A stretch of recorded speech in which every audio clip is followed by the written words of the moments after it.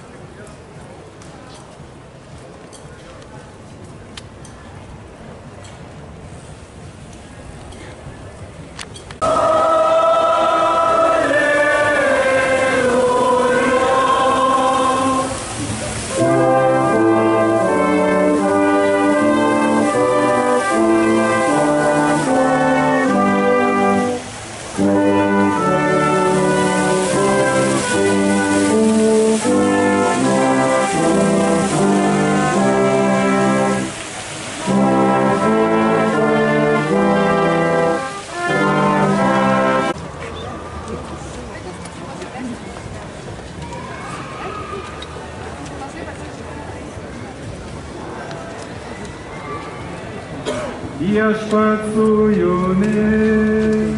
Ir su tavimi. Iš Šventosios Evangelijos pagal Joną. Garbė tau, Viešpatie.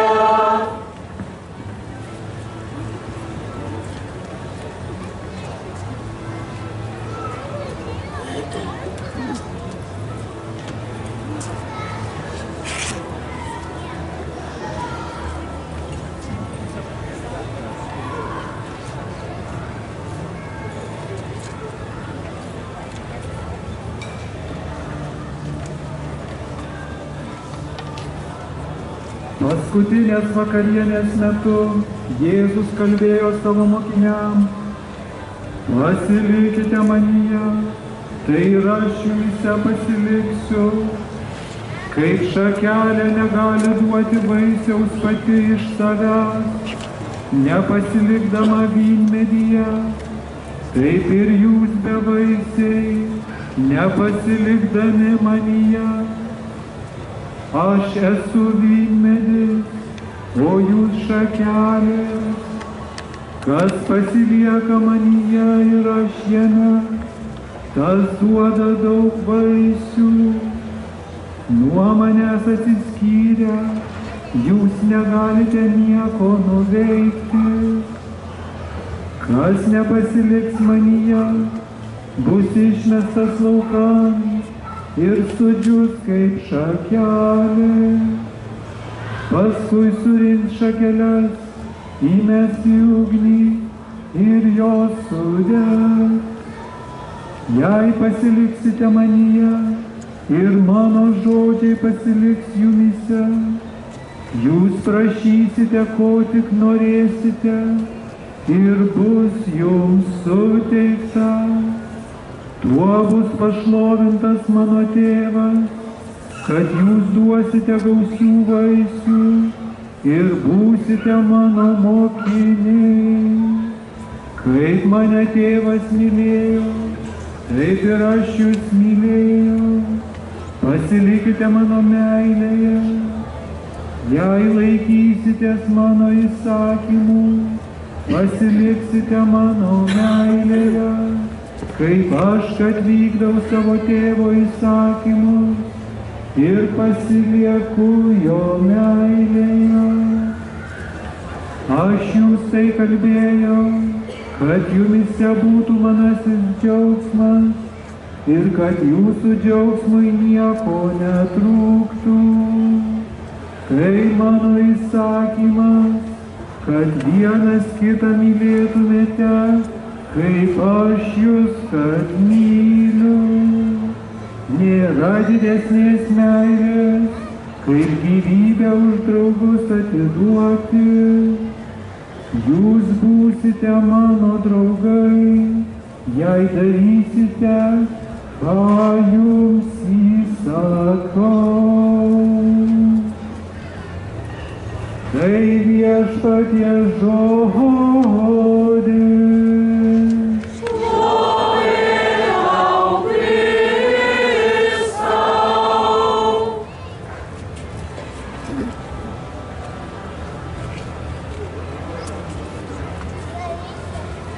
Taigi esame pačioje nuostabiausioje mūsų miesto vietoje, Laisvės alėjoje, kur yra tiek daug gyvybės.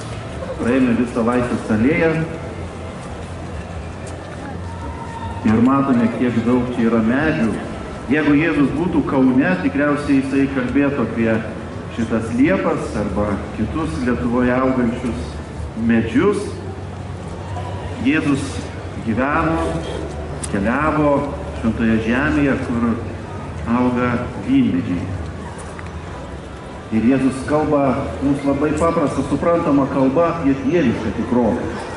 Apie dievišką tikrovę Jėzus kalba naudodamasis žemiškais pavyzdžiais ir labai suprantamais pavyzdžiais. Jisai kalba, kad jis yra bet kokios gyvybės šaltinis. Ir jeigu žmogus yra su Dievu, jisai keliauja su Dievu, Jis yra susijungęs su juo kaip šakelė su medžiu, su kamienu, kuri tik tai toje jungtyje su kamienu, su medžiu gali duoti vaisių. Jokia šakelė be kamieno, be medžio, jinai yra nudžiūvusi, jinai yra bevaisė. Ir dieviškoje tikrovėje lygiai tas pats. Jėzus mums šiandien liudija, ką tik girdėtoje Evangelijoje, kad žmogus, būdamas sąjungoje su Dievu, jisai gali duoti vaisių. Mes puikiai žinome, kad mes galime egzistuoti, galime vegetuoti, tai reiškia, kad būti šitame pasaulyje, gyventi ir vis tik tai mūsų gyvenimas toli gražu nuo to, ką reiškia pilnai gyventi, ką reiškia turėti pilnavertį gyvenimą, ką reiškia būti laimingu, ką reiškia duoti vaisių. Nes gyvenimas neduodant vaisių, tai prilygsta vegetacijai, prilygsta egzistencijai, bet ne gyvenimui. Yra paprastas pasakymas, sako, jeigu Dievas yra pirmoje vietoje, tai viskas savoje vietoje. Tada žmoguje dera gyvenimas, žmogus yra pilnavertis, yra pilnas gyvybės. Jėzus sako, kad nėra didesnės meilės, kaip gyvybę už draugus atiduoti. Na, pagalvotume taip, tai yra tik tai graži metafora. Mano gyvenimas tikrai nėra tam, kad aš galbūt krauju ir savo gyvybę atiduočiau už tikėjimą, kaip galbūt yra kitose kraštuose, kur liudijama krauju ir pastovėti reikia už savo tikėjimą ir kartais net paaukoju savo gyvybę. Kas yra gyvybė? Jeigu mes tai pagalvotum, kas yra gyvybė, tai yra tas gyvenimas nuo pradžios iki pabaigos. Jeigu mes kalbame apie žmogaus gyvybę, tai yra nuo pradėjimo iki natūralios mirties. Tai bažnyčia moko, toks yra bažnyčios mokymas. Taigi gyvybė yra nuo pradėjimo iki mirties. Nėra didesnės meilės, kaip gyvybę už draugus atiduoti. Tai reiškia, tas laikas nuo pradžios iki pabaigos yra mūsų gyvybė.